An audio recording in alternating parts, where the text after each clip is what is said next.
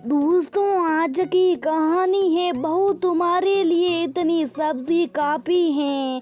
दोस्तों, कहानी शुरू करने से पहले अगर हमारे चैनल को सब्सक्राइब नहीं किया हो तो कर लीजिए ताकि आपके पास पहुंचे हर रोज नया वीडियो। भाभी, खाकर बताइए सब ठीक है ना। जेठानी की प्लेट में गर्मा गर्म पराठे रख दे हुए नेहा बोली, हाँ सब ठीक है, अब तेरी प्लेट में ले और आजा साथ में खाते। बहुत जिद्दी है, फिर बनाकर ही मानी। पराठे खत्म हो गए थे, हम कुछ और खा लेते। नेहा की जेठानी नीलम ने कहा, नहीं भाभी यही तो गलत सोच है। अपने घरों में मम्मी भाभी बहनों को देख हम भी यही करने लगे। बस कहा, बाकी लोगों ने इसे परंपरा बना दिया। नेहा बोली, बात तो सही है नेहा, पर घर में बहुत जल्दी तूफान आने वाला है। मम्मी जी को ये फिर से बनाना पसंद नहीं आ रहा है। कल भी जब तुमने सलाद फिर से काटा तभी वो कुछ बोलने वाली थी, पर देवर जी को देख चुप रह गई।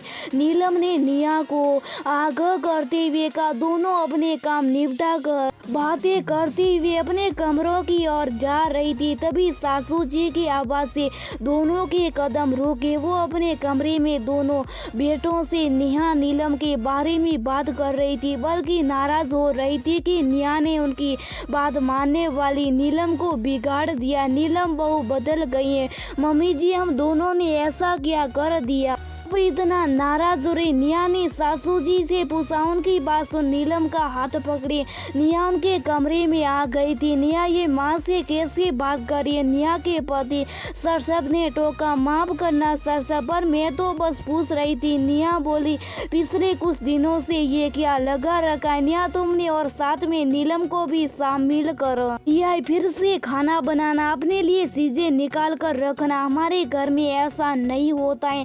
सासू जी खुद को सही बताते हुए बेटों के आगे बोली, नेहा तो अभी आई है। नीलम, इसके पहले तो तुमने ये सब नहीं किया, फिर अभी क्यों।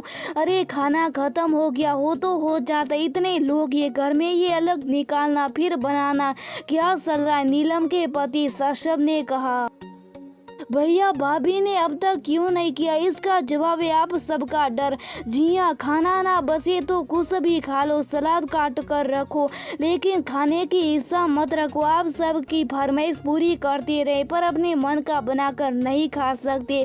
क्यों, कहाँ लिखा ये सब बताइए। नेहा ने गुस्से से पति की तरफ देखते हुए बोला, कल सबके लिए हम दोनों ने कचौरियाँ बनाई, सबने मन से खाई, किसी ने भी ये नहीं कहा तुम दोनों भी अब खा लो। नंदोई जी दीदी तो मेहमान थे पर आप दोनों भी पूछा था नहीं। नेहा ने कहा तो सासू जी बोली, अरे कभी कभी हो जाता है, किसी ने रोका है क्या तुम लोगों को खाने से। तुम लोगों का ये अंदाजा सही नहीं रहा तो खत्म हो गई कचौरियाँ।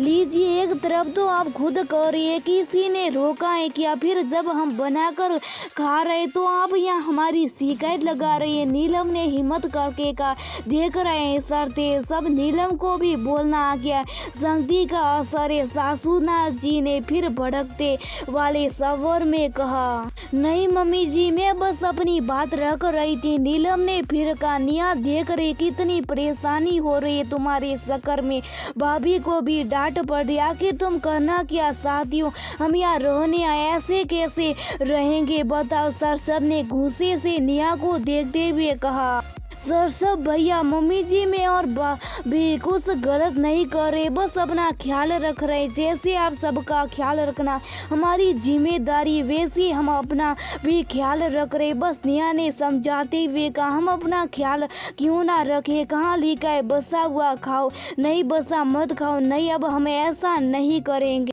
आप सबके साथ अपना भी ख्याल रखेंगे, क्योंकि हम अगर तन मन से समझते रहेंगे तभी तो आप सबका भी ख्याल रख पाएंगे। नेहा ने स्पष्ट शब्दों में कहा, इतने साल से यही सोचती रही, मैं सबका ध्यान रखती हूँ, कभी तो ये लोग मेरा भी ख्याल करेंगे।